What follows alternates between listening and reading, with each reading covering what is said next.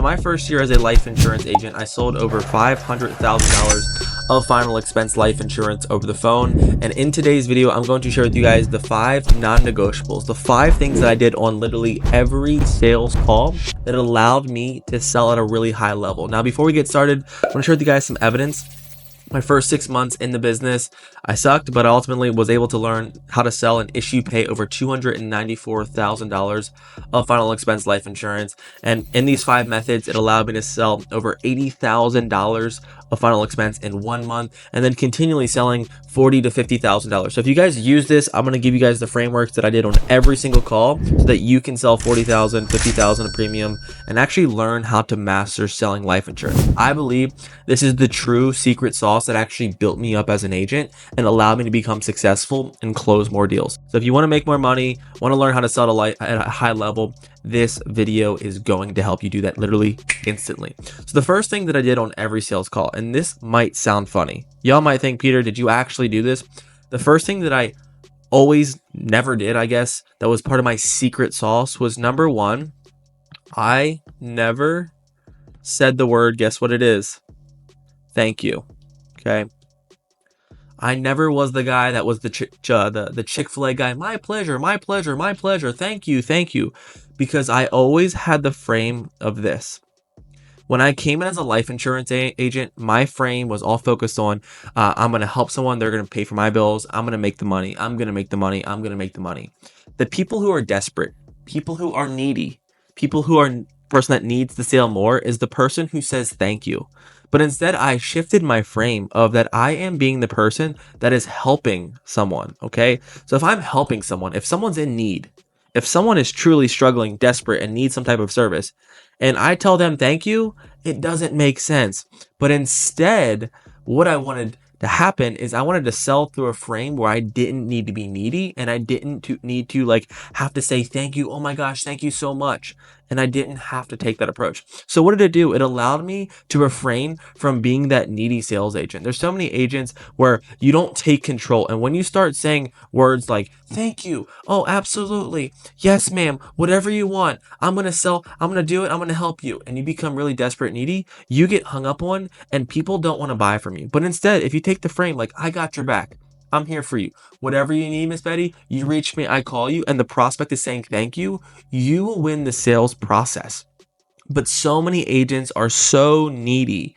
They need the sale more than the prospect needs the product. So having that frame allows you to have control. Because when Miss Betty's like, just give me the quote. Come on, help me out. Like, do your job. No, you're like, hey, no, I'm in control. I'm the one that's actually supposed to help you. So Miss Betty, I'm going to take control of this conversation. Let me ask you the questions and you follow my lead. And if you have that control, if you have that frame of like, I'm serving you, you will have less people take advantage. You will be able to find the right buyers. And most importantly, you'll be the one in control, leading them down the narrow path to buy life insurance from you. So that's step number 1. Number 2, the non-negotiable is I only gave numbers or quotes to buyers, okay? In the beginning, I used to just quote everyone. They'd call in and say, give me the price. And I'd be like, okay, hold up, Mr. Jimmy. Let me go ahead and get you the price. Hang in there. But no, I only wanted to quote people who I felt were actually going to buy.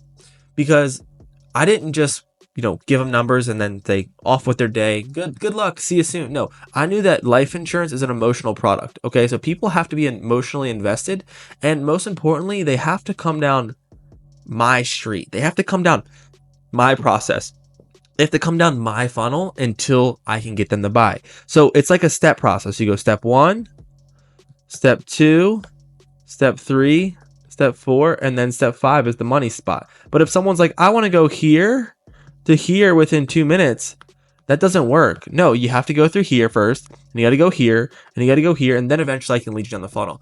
But so many problems is that agents just get them to quote, and they don't actually take them through the process. And the process is really important because when you're selling insurance, number 1, I wouldn't give someone a quote until I have these 3 things. Number 1 is I need to have a clear why. I need to know why I'm even speaking to them on the phone. Okay, they want to cover burial expenses or they want to cover a mortgage. Okay, so I need to have that. If I don't have that, it's like selling something to someone who doesn't even know what they want. People are never going to buy. Secondly, I need to have a clear pain. Okay, without pain, people are not going to buy. So if you're just giving quotes to someone because they just say they want life insurance, no one just wakes up one day and says, hey, I want to buy life insurance. So I need to ask them questions, deep, thoughtful questions like, wow, who would it be that would be stuck with your burial expenses? Or can you like walk me through what would that look like if if you passed away? What would kind of happen, with your wife? How would she pay for your mortgage? So you need to have some type of why, and you need to have clear pain. And the best part about the pain is that you need the prospect, Mr. Betty, Miss Betty, Mr. Timmy, whoever you're speaking to, you need them to tell you how bad the situation is going to be. And the third thing you need to do is you need to understand what have they overcome in the past, okay? Because if you have a clear why and you have a clear pain, why in the world have they not bought? So you need to understand those things. Because if you can solve for X, let's say X is money, and it's $100, but then you can solve for X and find something that's $50, do you think they're going to buy? And the answer is going to be a yes. So you have to learn how to solve for X and understand why haven't they moved forward. But the only time that I like to buy is when I have the odds stacked in my favor. Let's scroll down here. It's like poker. So I know when someone's going to buy. It's this gut feeling. They're pouring out their emotion. They're talking about the pain. They're talking about the loss. They're talking about why they need it. They talk about why they haven't bought it yet. And that is when I start getting this feeling where I can start assuming the sale. So what I'm going to start doing is start using words like, Miss Betty, we're going to get this taken care of. I'm going to be here for you for life. As long as we can find you something that's affordable, we're going to get this taken care of, right? Oh, yes. Oh, yes. Oh, yes. But in this feeling of assumption, I'm planting the seeds like we're doing this today. We're going to go ahead. We're going to buy. So I usually only give quotes when I know I have a true buyer. Okay. When someone has a clear pain, a clear why, and most importantly, I have that feeling like they're going to do this thing. Because I don't ever want to give quotes just to people who are looky-loos, or people that say, I don't know, I'm just shopping around. Unless you're going to buy, unless I have that feeling, I'm going to go ahead and get you that quote. Now, number 3 is my secret sauce is that I always take notes. Okay. Why is taking notes so important? Okay. I hope you guys are taking notes right now. So for every conversation that I spoke with as a new agent, I would always get a piece of paper. And this was the paper. I would put their name here, Joan Smith. Okay. I put their name down. I would put like some random information like diabetes, 54, and it's really just scratch chicken notes. I'm going to share with you why it's really important. But then I'm going to know her daughter's name is Sarah. Okay. I'm going to know that she drives a blue Tacoma. I'm also going to know that she lived in Arkansas for 10 years. So I'm going to have scratch paper notes. And this is really important because as an agent, I struggle in the beginning because I just have ADHD and I just want to talk. But what that doesn't do, it doesn't allow me to be a good listener if I just talk. But if I take written notes, it allows me to be a great listener. The person who speaks the least has the leverage in the conversation. So what I do is I ask a question, I get an answer, and then I take notes, and I take a note. And throughout the conversation, I'm really able to understand Miss Joan. I'm able to understand my prospect. I'm able to understand their situation. So then I can personalize everything that I speak to them about. Okay, Miss Joan, this $10,000 is going to make sure that if something happens to you, Sarah is taken care of. This is make sure that she's going to have enough money to pay for the burial and pay off that blue Tacoma. So you're able to personalize every individual story on how it's going to tie back to them. People love personalization. People love hearing their name. People love, ultimately feeling like things are important and you're being a great listener. And the reason I share this is that I had to get a haircut the other day and the lady never cut my haircut before, but she spent 5 minutes reading all my past haircuts and what I got. She says, hey, Peter, I know that you like the skin fade, high and tight. You like no lineup in the front. And she knew my whole situation. I was like, wow, this makes me want to come back, and I'm sure as heck going to book that barber again because of that personalization. Now, here's a little secret tip that's really helpful for you as an agent. Let's say I spend some time with Miss Joan. I don't sell her a policy. What I would do is I'd put her in 2 buckets. I'd put her in a sold bucket, and I'd put her in a quoted bucket, okay? And guess what? I'd have a list of 1, 2, 3, 4, 5, like all these people that I've quoted right in here. And I'd have all these people that I sold in here. And when I needed to make sales, let's say I quoted Miss Joan and I just didn't sell her. I'm going to go back to my list of 100 people that I've quoted that haven't sold. And I'm going to build what's called a hit list. And on this hit list, I'm sure as heck able to produce and sell policies when things are slow. So not only does it allow you to get to personalize your sales process, but it allows you to build a killer hit list that will allow you to go there, sell more deals, and close more policies. Number 4, let's keep scrolling here. Number 4, okay, talking about personalization, one of the things that I did that was so important to me is I used the client's name at least 10 times on a sales call. From the beginning, okay, on the intro,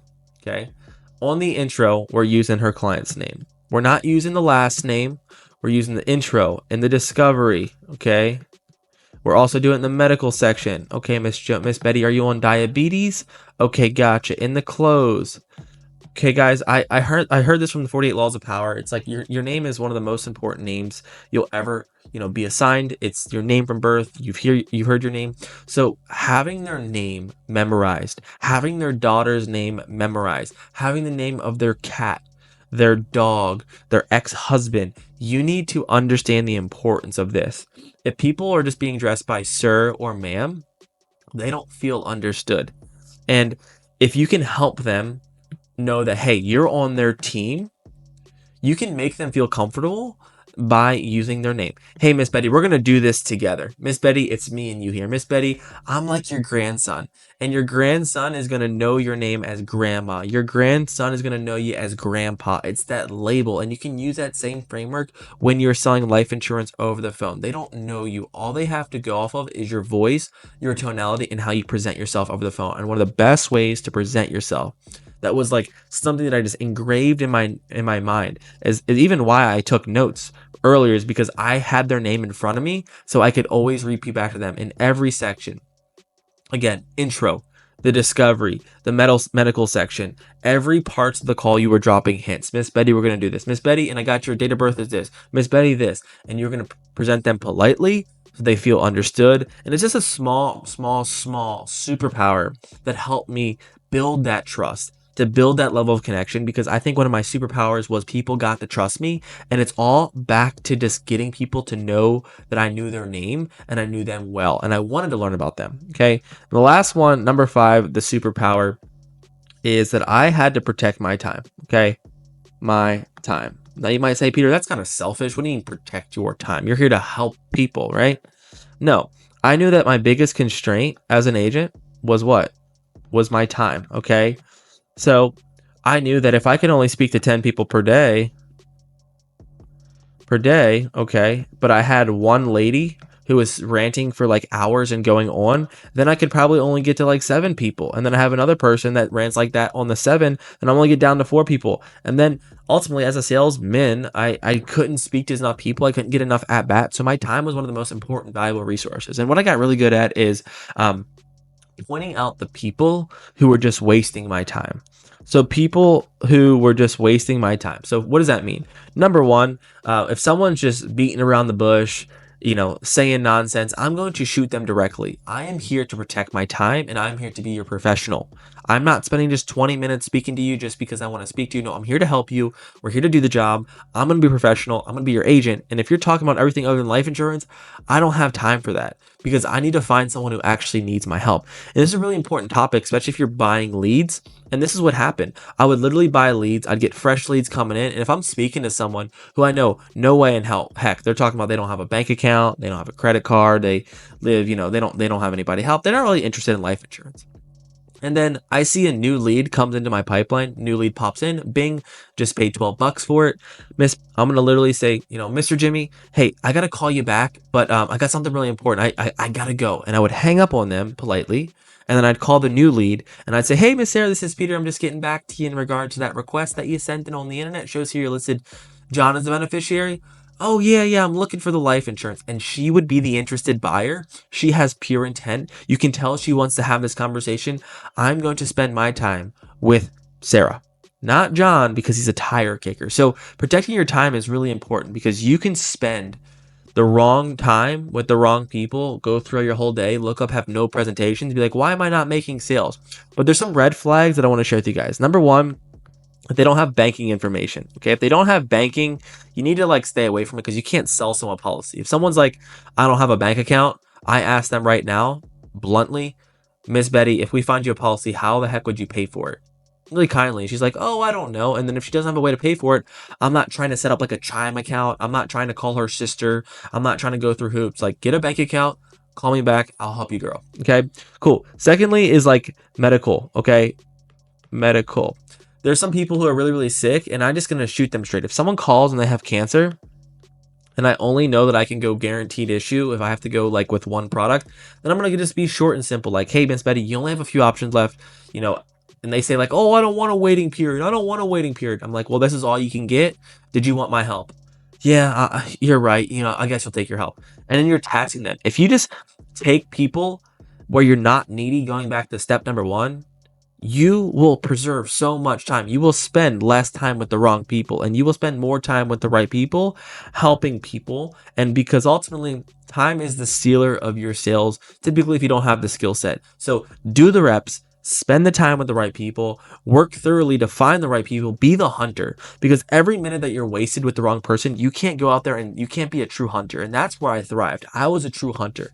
I am going to be as most efficient with my time, not only on the phone with people, but outside of work. My lunch is pre-made. I'm not talking to anybody. My phone's on silent. I'm going to be dialing in. I'm going to be locked in because I am hunting. I'm here to take this lightly. I'm here to kill. I have my eyes. I'm just like going, like I'm intense. I gotta find a deal. I gotta find a deal. I gotta pay my rent. I gotta help people. I gotta serve people. I gotta be locked in.